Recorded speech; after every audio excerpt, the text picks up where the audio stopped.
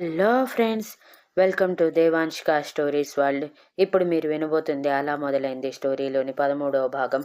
ఇంతలో జాను మరో plate food తీసుకువచ్చి రానా ఎదురుగా కూర్చొని తలెత్తకుండా తింటుంటే, రానా మాత్రం సమీర్తో మాట్లాడుతూనే జానుకి ఓపెన్ సైట్ కొట్టుకుంటూ తింటూ ఉన్నాడు. చివరికి పెరుగు దగ్గరికి వచ్చేసరికి చిన్న పురుగు కనిపించటమో సీరియస్గా పైకి లేచిన రానా, క్యాంటీన్ ఓనర్ని రమ్మని చెప్పు అని గంభీరంగా అరిచాడు. అప్పటికే క్యాంటీన్లో ఉన్న అతను భయంగా చూస్తూ ఉండగానే రానా అరుపుకి పరిగెత్తుకుంటూ రానా ముందు హాజరైతే జాను ఆశ్చర్యంగా తలపైకెత్తి చూస్తూ ఉంది. మిగిలిన వాళ్ళు కూడా అంతే ఆశ్చర్యంగా చూస్తూ ఉన్నారు.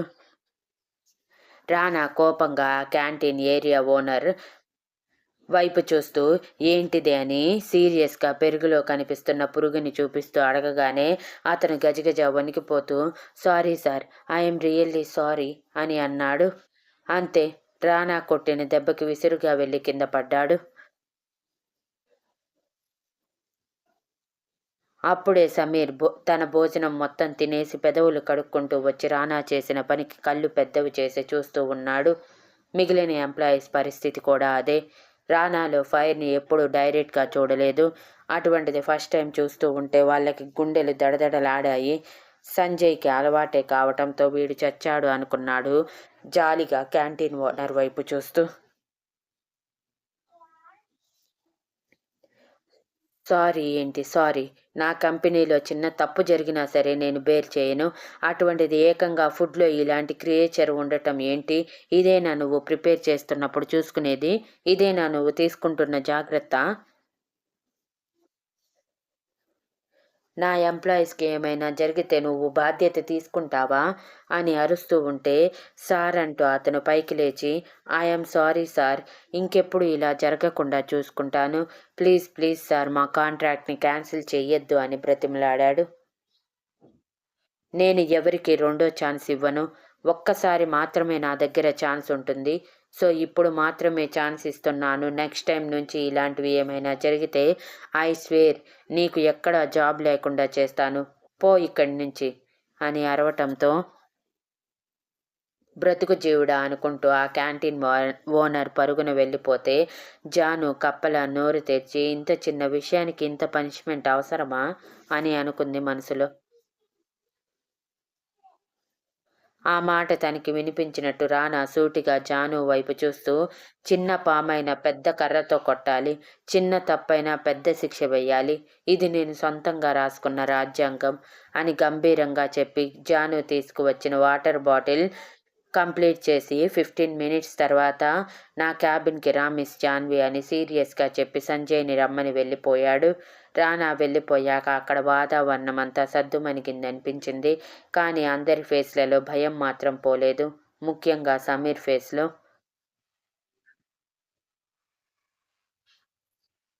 జస్ట్ పెరుగ, అది కూడా బయట నుంచి వచ్చే పెరుగులో చిన్న పురుగన్న, దానికే ఇంతలా కొట్టాడంటే తను జాను విషయంలో ప్రవర్తించిన తీరుకి ఖచ్చితంగా తనని షూట్ చేసి పడేస్తాడేమో అన్న భయం పుట్టింది.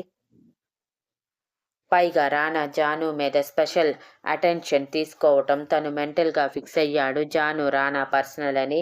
కానీ అది ఎలా ఇంత త్వరగా సాధ్యమైందో అర్థం కాలేదు. అందుకే జాను జోలికి వెళ్లకుండా ఉండటం బెటర్ అనిపించి అతనికి అది కూడా ఒక్క క్షణమే అనిపించింది. అతనికి అది కూడా ఒక్క క్షణమే. మరుక్షణం లేదు లేదు, ఈ పిల్ల గురించి సార్కి చెప్పాలి, లేదంటే సార్ నాలానే మోసపోతారు, అలా జరగకూడదు. ఇది ఎలాంటిదో చెప్తే సార్ ఖచ్చితంగా నన్ను అర్థం చేసుకొని నాకు ప్రమోషన్ కూడా ఇస్తారు, శాలరీ పెరుగుతుంది.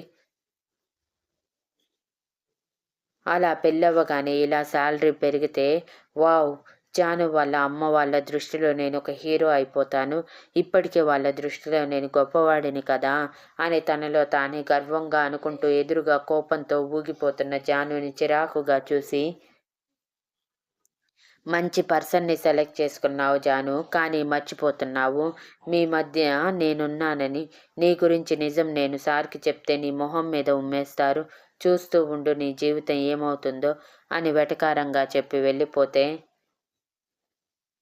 వీడి బొంద, వీడి ఊహలకి అంతే ఉండదు అని జాను చిరాగ్గా అనుకుని ఇక తినబుద్ధి కాక సైలెంట్గా తను కూడా హ్యాండ్ వాష్ చేసుకుని వెళ్ళిపోతే మిగిలిన వాళ్ళు ఒక్కొక్కరిగా వెళ్ళిపోతూ జానుని ప్రత్యేకంగా చూడటం మొదలుపెట్టారు. కానీ జాను అవేమీ పట్టించుకోవట్లేదు. ఇప్పుడు రానా దగ్గరికి వెళ్ళాక కడిగి పారేయాలి. ఇంకొకసారి తన దగ్గర చొరవ తీసుకోకు అని గట్టిగా చెప్పాలని ఫిక్స్ అయ్యింది. అన్నట్టుగా 15 నిమిషాల తర్వాత రానా క్యాబిన్‌కి వెళ్ళిన జాను పోట్లగిత్తల రానా మీదకి వెళ్తూ, "అసలు మీరేం చేస్తున్నారో మీకైనా అర్థమవుతుందా సార్? ఒక నార్మల్ ఎంప్లాయీతో బిహేవ్ చేయాల్సిన బిహేవియరేనా ఇది? నాతో ఎందుకు మీరు చనువు తీసుకుంటున్నారు?" అని అరుస్తూ ఉంటే, రానా కళ్ళు పెద్దవి చేసి చూశాడు జాను వైపు ఆశ్చర్యంగా.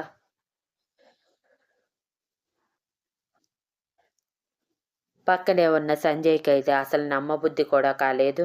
ఇంతవరకు జానులో సాఫ్ట్ సైడ్ మాత్రమే తను చూశాడు. ఇప్పుడింత ర్యాష్‌గా బిహేవ్ చేస్తుంటే నమ్మలేకపోయాడు. కానీ రానాకి ఇంతకు ముందే జానులో ఇలాంటి కోణం పరిచయం ఉండటంతో వెంటనే తేరుకొని నవ్వుకుంటూ, "ఏమైంది మిస్ జాన్వి?" అని అడిగాడు. "మీరెందుకు క్యాంటీన్‌కి వచ్చారు సార్? వచ్చిన వాళ్ళు ఆ ఇన్స్‌పెక్షన్ ఏదో సెపరేట్‌గా చేసుకొని పోవచ్చు కదా! నా మీద ఎందుకు స్పెషల్ ఇంటెన్షన్ ఉన్నట్టు బిహేవ్ చేశారు? కింద అందరూ నన్ను ఎలా చూస్తున్నారో తెలుసా?" అని కళ్ళల్లో జారిన కన్నీటితో విసురుగా అడిగింది జాను. రానా పైకి లేచి, "ఎవరో ఏదో అనుకుంటారని నిన్ను నువ్వు కోల్పోతావా జాన్వి? నీ గురించి నీకు తెలీదా? అంటే నీ మీద నీకే నమ్మకం లేదన్నమాట. అందుకే నీ గురించి నువ్వే తప్పుగా అనుకుంటున్నావు" అని సూటిగా జాను కళ్ళల్లోకి చూస్తూ అన్నాడు. ఆ మాటలకి జాను ఉక్రోషంగా, "చాలా ఎక్కువ మాట్లాడుతున్నారు సార్. నా గురించి నాకు తెలుసు. కానీ నేనే ఏ ఒక్కరికి నా గురించి మాట్లాడే ఛాన్స్ ఇవ్వాలని అనుకోవటం లేదు. ఒకసారి ఈ విషయంలో గట్టిగా దెబ్బతిన్నాను. మరోసారి దెబ్బతిని ఒంటరిగా నిలబడాలన్న ఆశ లేదు. కాబట్టి మీరు కొంచెం నా మీద మీ స్పెషల్ ఇంటెన్షన్ తగ్గించి మీ పనుల మీద చూసుకోండి. ముఖ్యంగా ఇంకొకసారి జాన్వి అంటూ నా దగ్గరికి రావద్దు. నన్నలా పిలిపించొద్దు. మీ ఫ్లోర్ వేరు, నా ఫ్లోర్ వేరు. మీ వర్క్ వేరు, నా వర్క్ వేరు. మీ పని మీరు చూసుకుంటే నా పని నేను చూసుకుంటాను. ఒక ఎంప్లాయీగా నేను చేయవలసిన వర్క్ చేసి వెళ్ళిపోతాను" అని తను చెప్పాలనుకున్నది చెప్పి వెనక్కి తిరగగానే తన చేతిని పట్టుకున్నాడు రానా. రానా అలా సడన్‌గా తన చేతిని పట్టుకోగానే ఉరిమే కళ్ళతో చూసింది జాను రానా వైపు. రానా చప్పున తన చేతిని విడిచిపెట్టి, "నాకు తెలియదు జాన్వి, నీ విషయంలో నేనెందుకు ఇలా రియాక్ట్ అవుతున్నానో. మేబీ నువ్వెందుకో నాకు చాలా దగ్గర మనిషిలా అనిపిస్తున్నావు. అందుకే ఇలా రియాక్ట్ అయ్యాను. పైగా నేను క్యాంటీన్‌కి వచ్చే ముందు సమీర్ నీతో ఏదో మాట్లాడుతున్నాడు. తను మాట్లాడేటప్పుడు నీ మొహం బాధతో నిండిపోవటం నేను గమనించాను. ఏం జరిగిందో అడగాలనుకున్నాను కానీ అడిగితే నువ్వు చెప్పే రకం కాదు" అని సైలెంట్‌గా ఉన్నాను. "చూడు జాన్వి, మన కోసం మనమే స్టాండ్ తీసుకోవాలి. వేరే ఎవరో వస్తారు. వాళ్ళే మన కోసం మాట్లాడుతారు. వాళ్ళే మన ప్రాబ్లమ్ సాల్వ్ చేస్తారు అని ఎప్పటికీ అనుకోకు" అని అంటే, "నేను ఇప్పుడు చేస్తుంది అదే సార్. మీరు మరీ మరీ నాకు చెప్పాల్సిన అవసరం లేదు" అని వెటకారంగా అంది జాను. తన వెటకారానికి రానా నవ్వుతూ, "కనిపిస్తుంది జాను. ఆ సమీర్ నిన్ను ఎన్ని మాటలన్నా నువ్వు మౌనంగా ఉండటంలోనే కనిపిస్తుంది. నీకోసం నువ్వు ఎంత స్టాండ్ తీసుకుంటున్నావో" అని వెటకారంగా అనగానే, "ఇట్స్ మై పర్సనల్ సార్" అని పళ్ళు బిగించి అంది జాను. పర్సనల్ అనేది ఆఫీస్ బయట ఉండాలి జాన్వి. ఆఫీస్ లోపల కాదు. ఏ ఆఫీస్ లోపల నాకు ఎప్పుడు ప్లెజెంట్ అట్మాస్ఫియర్ మాత్రమే ఇష్టం. మీ ఇష్టానికి మీరు చేసుకుంటూ పోతూ ఆ అట్మాస్ఫియర్‌ని నాశనం చేస్తానంటే సైలెంట్‌గా ఉండలేను కదా జాన్వి. నేను ఇప్పుడు వైలెంట్‌గా రియాక్ట్ అయితే అందరి దృష్టిలో సీఈఓ ఒక రాక్షసుడు అని పడుతుంది. అది నాకేమాత్రం ఇష్టం లేదు. అందుకే పొలైట్‌గా మాట్లాడాను. నువ్వు నాకు తెలుసు అన్నట్టు బిహేవ్ చేస్తే ఆ సమీర్ నీతో హర్ట్ చేసేలా మాట్లాడడని అనుకున్నాను. దట్స్ ఇట్ అని భుజాలు ఎగరేసి అనగానే, జాను సూటిగా రానా కళ్ళల్లోకి చూస్తూ, ఎందుకనుకోవాలి సార్? అతనే కాదు, ఇప్పుడు మీ బిహేవియర్ వల్ల ప్రతి ఒక్కరూ నా క్యారెక్టర్ని వేలెత్తి చూపిస్తారు. మరి దానికి మీ సమాధానం? అని సీరియస్గా అడిగింది. ఇప్పుడే కదా జాన్వి, ఎవరు ఏమనుకున్నా నాకు అనవసరమైన నువ్వే అన్నావు. వాళ్ళు మరి వాళ్ళు ఎవరో ఏదో అనుకుంటారని నువ్వెందుకు ఆలోచిస్తున్నావు? అని రానా కార్నర్ స్మైల్తో అనగానే జాన్వి మాటలు వెతుక్కోవాల్సి వచ్చింది. ఒక్క క్షణం తడబడిపోయింది. కానీ మరుక్షణం, మీరు నన్ను కన్ఫ్యూజ్ చేస్తున్నారు అని అంటే, నేను కన్ఫ్యూజ్ చేస్తే కన్ఫ్యూజ్ అయ్యేంత వీక్ మెంటాలిటీనా జాను నీది? నీ మీద నీకు కాన్ఫిడెన్స్ లేదా? ఈ ఒక్క విషయంలోనే అర్థమవుతుంది నీకెంత కాన్ఫిడెన్స్ ఉంటుందనేది. జస్ట్ నేను మాట్లాడితేనే ఎవరో ఏదో అనుకుంటారు అంటున్నావంటే, రేపు ఇంకెవరో వచ్చి 4 మాటలు మాట్లాడతారు. వాళ్ళతో కూడా నిన్ను కలిపి మాట్లాడతారని నువ్వు వింతగా బిహేవ్ చేస్తావు కదా! అంటే వాళ్ళెవరో మాటలకి నువ్వు ఇంపార్టెన్స్ ఇస్తున్నావు. కానీ నీ క్యారెక్టర్‌కి ఇవ్వటం లేదు. వావ్! మిస్ జాన్వి, నీ క్యారెక్టర్ ఎంత స్ట్రాంగ్ అనేది ఇప్పుడే నిరూపించేశావు. Thank you so much. ఇక నేను నీ వైపు స్టాండ్ తీసుకోనులే. పాపం ఒంటరిగా ఉన్నావు. 4 మాటలు తోడుగా ఉంటాను అన్నట్టు చెప్తే కొంచెం ధైర్యంగా ఉంటావు అనుకున్నాను అని జాలి నటిస్తూ అన్నాడు రానా జానుని రెచ్చగొట్టడానికి. ఇక సంజయ్ జాను వచ్చిన దగ్గర నుంచి రానాని దూరంగా ఉండమని డైరెక్ట్గా చెప్తుంటే, రానా మాత్రం ఇండైరెక్ట్గా నీకెప్పటికీ నేను దూరంగా ఉండను అని చెప్తుంటే ఆశ్చర్యపోయాడు. పైగా రానా నోటి నుంచి తను ఎప్పుడూ అలాంటి మాటలు ఎవరి కోసం వినలేదు. కానీ జాను కోసం మాట్లాడుతూ కావాలని రెచ్చగొడుతూ జానుని మెంటల్గా తనకి దగ్గరగా ఉండేలా ప్రిపేర్ చేస్తుంటే అతని తెలివికి మెచ్చుకోకుండా ఉండలేకపోయాడు మనసులోనే.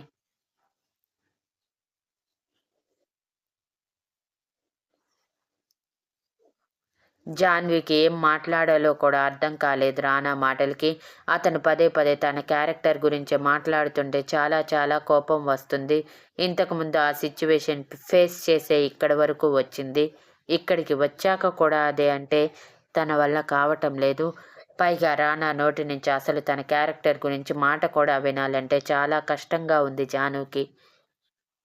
ఎంతో కష్టంగా తనకి జరిగిన ఇన్సిడెంట్ నుంచి బయటపడింది. మళ్ళీ తిరిగి అదే ఇన్సిడెంట్ కళ్ళ ముందు కనిపిస్తుంది అన్నట్టు మాట్లాడుతుంటే భరించటానికి తనకు మనసు రావటం లేదు.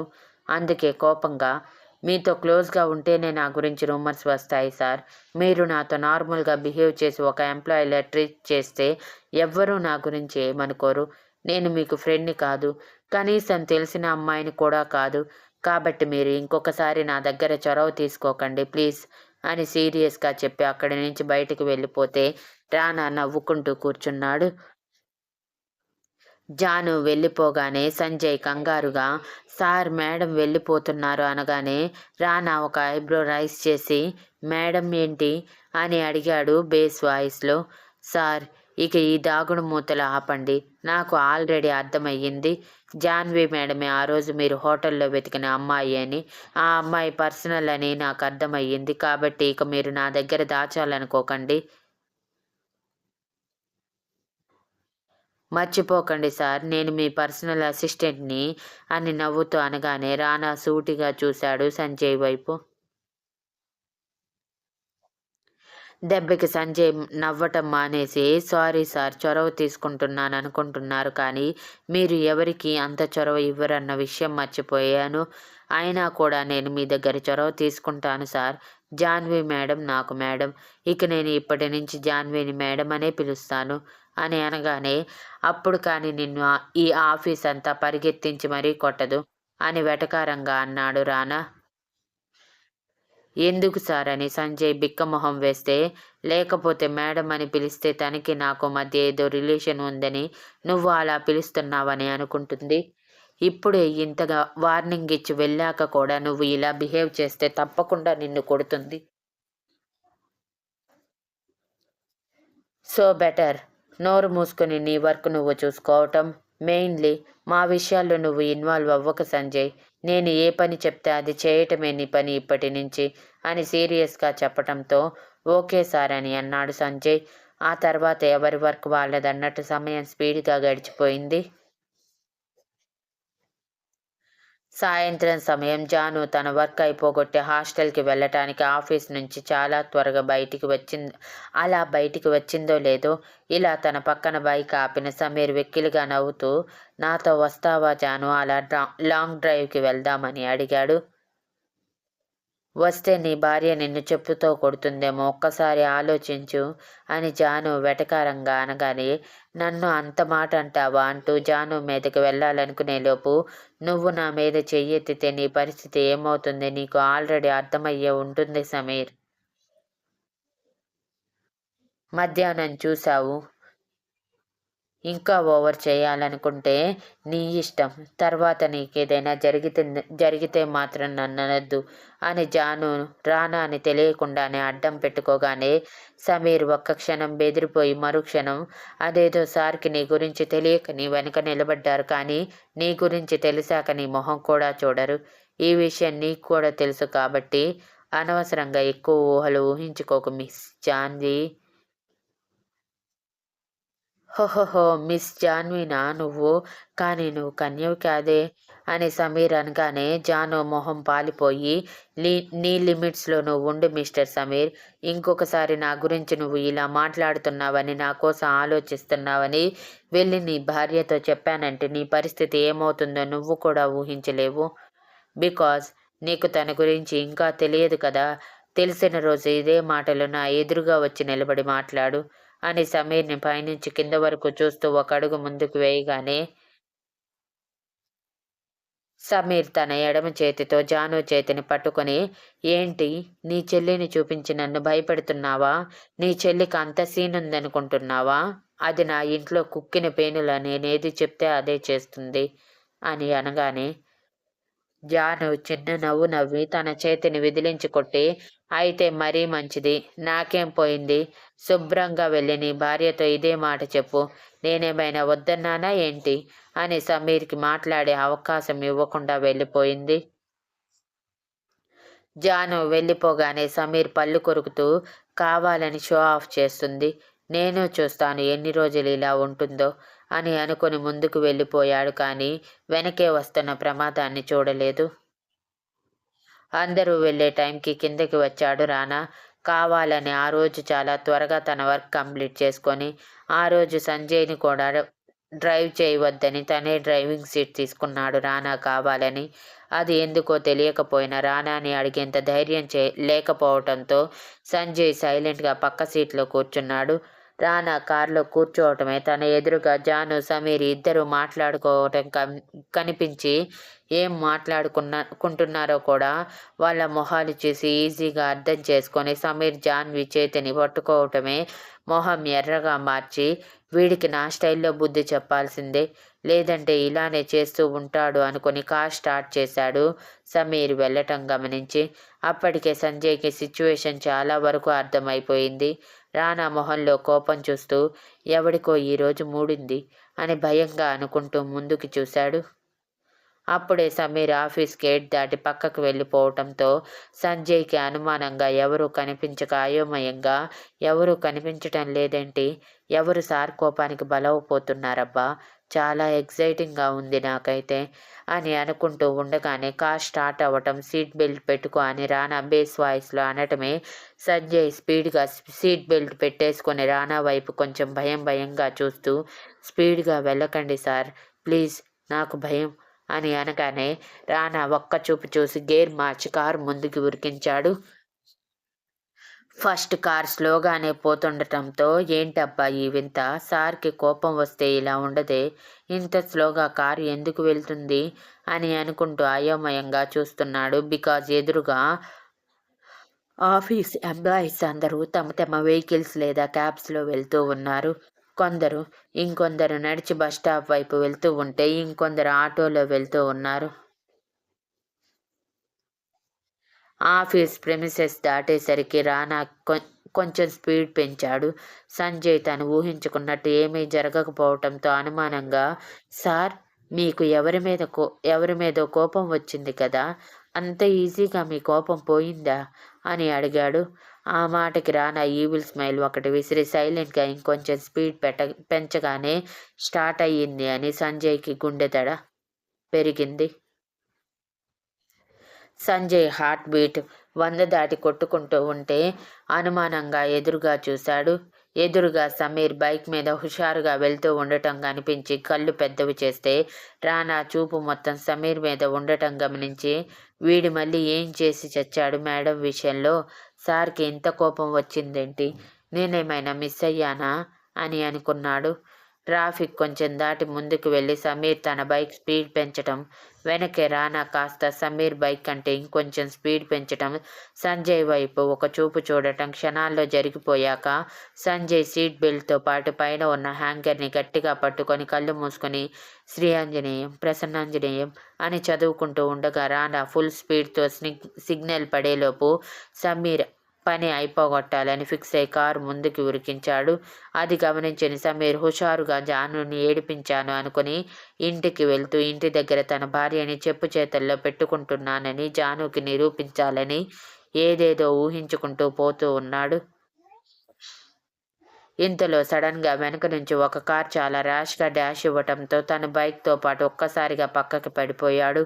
గుడ్ లక్ ఏంటంటే పక్క నుంచి వెహికల్స్ కొంచెం తక్కువగా వెళ్ళటం, లేదంటే ఏదో ఒక వెహికల్ కింద తన మెడ మీద నుంచి పోయి ఈ పాటికి డెడ్ బాడీలా తయారయ్యుండేవాడు. కానీ సమీర్ పక్కకి పడేటప్పుడు తనతో పాటు బైక్ బరువు మొత్తం ఒక్కసారిగా కాలు మీద పడటంతో గట్టిగా అరిచాడు. సమీర్ పొజిషన్ చూసిన రానా తన పెదవుల మీదకి ఈల్ స్మైల్ ఒక్క క్షణం తీసుకువచ్చి వెంటనే నార్మల్ అయిపోయి కిందకి దిగు సంజయ్ అని సీరియస్గా చెప్పి రానా కిందకి దిగాడు. అప్పటికే సమీర్ చుట్టూ యాక్సిడెంట్ జరగటం వలన అందరూ చుట్టూ మూగి కార్ వాళ్ళని తిట్టడానికి రెడీగా ఉన్నారు. ఇంతలో రానా టీవీగా నడుస్తూ ముందుకు అడుగులు వేస్తుంటే సింహమే ఎదురుగా వస్తుందా అన్నట్టు అనిపించింది వాళ్ళకి. పైగా రానా కళ్ళల్లో షార్ప్నెస్ తిట్టాలనుకున్న వాళ్ళని కూడా వెనక్కి జరిగేలా చేయటంతో కుటకలు మింగుతూ పక్కకి తప్పుకోవటం మొదలు పెడితే వెనకే భయంగా వెళ్ళాడు సంజయ్ సమీర్ పరిస్థితి ఊహిస్తూ. ఇంతలో రానా అందరినీ దాటుకొని సమీర్ దగ్గరికి వచ్చి తీక్షణంగా సమీర్ వైపు ఒకసారి చూసి వెంటనే ఫేస్ ఎక్స్ప్రెషన్ మార్చి, అయ్యో మిస్టర్ సమీర్, మీరా అంటూ చూసుకోకుండా అడుగు వేసినట్టు సమీర్ నొప్పి భరించలేక రోడ్ మీద పిడికిలితో ఎడమ చేతితో కొడుతూ ఉండగా ఆ పిడికిలి మీద తన షూ మార్క్ గట్టిగా పడేలా తన పాదం మీదే తన శరీరం బరువు మొత్తం ఉండేలా చేసుకుని మోపగానే ఇంకొకసారి అమ్మా అని అరిచాడు సమీర్. అప్పుడు వచ్చింది రానా పెదవుల్లో satisfied smile. Thank you for listening and please like, share, comment and subscribe.